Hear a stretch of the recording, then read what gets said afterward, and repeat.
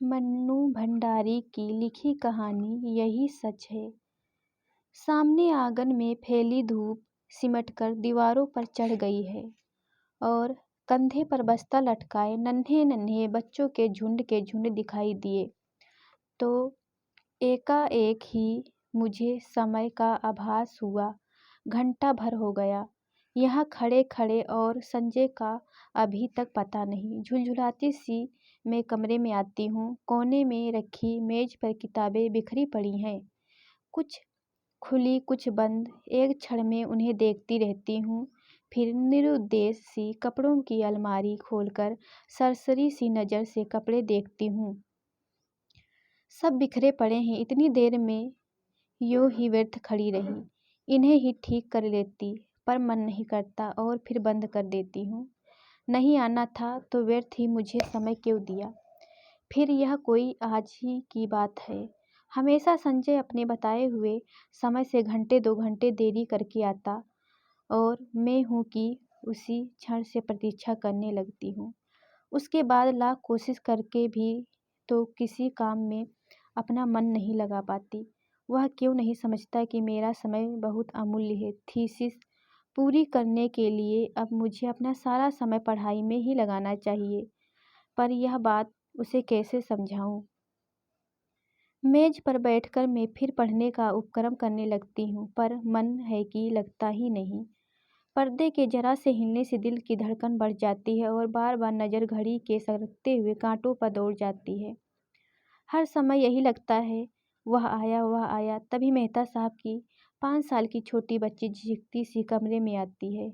Aunty, हमें कहानी सुनाओगी? नहीं, अभी नहीं, पीछे आना। मैं रुखाई से जवाब देती हूँ। वह भाग जाती है। ये मिसेज मेहता भी एक ही है।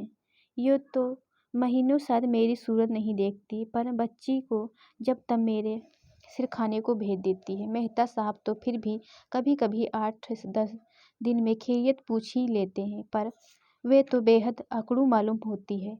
अच्छा ही है, ज़्यादा दिलचस्पी दिखती तो क्या मैं इतनी आज़ादी से घूम फिर सकती थी।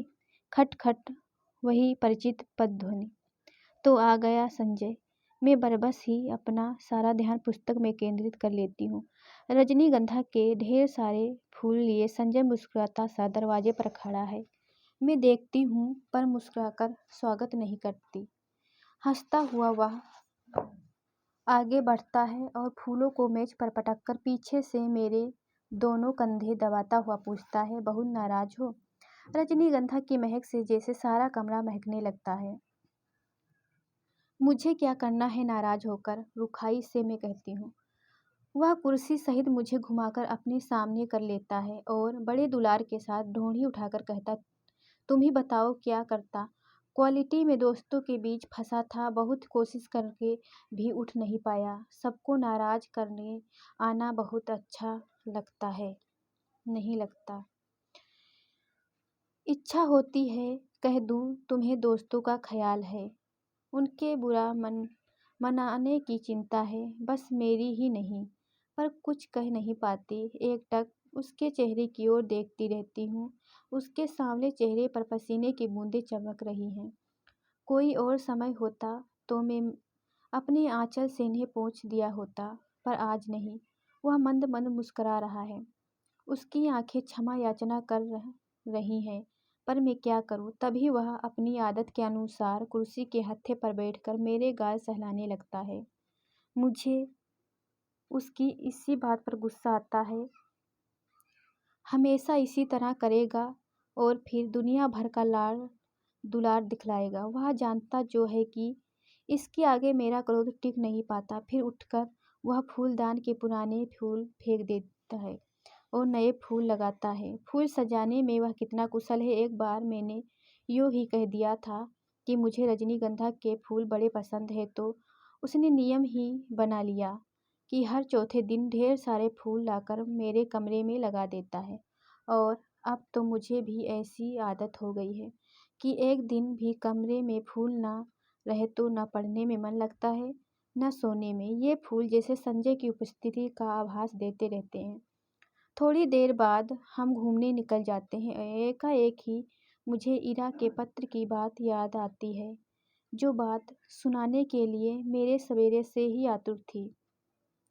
इस गुस्सेबाजी में जाने कैसे उसे ही भूल गई।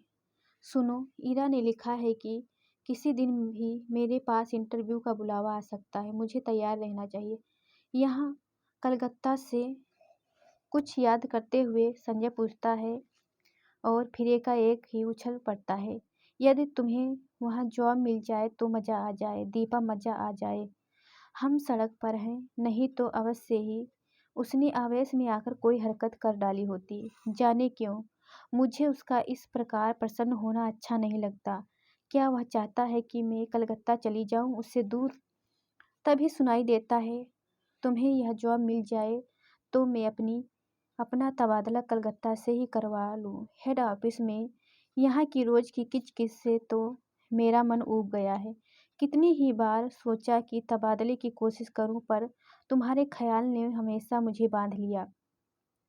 ऑफिस में शांति हो जाएगी, पर मेरी शामें कितनी वीरान हो जाएंगी। उसके स्वर की आर्द्रता ने मुझे छू लिया। एकाएक ही मुझे लगने लगा कि रात बड़ी सुहावनी हो गई। हम दूर निकलकर अपनी प्रिय टेकरी पर जाकर बैठ जाते हैं।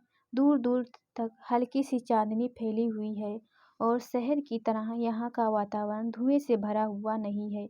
वह दोनों पैर फैलाकर बैठ जाता है।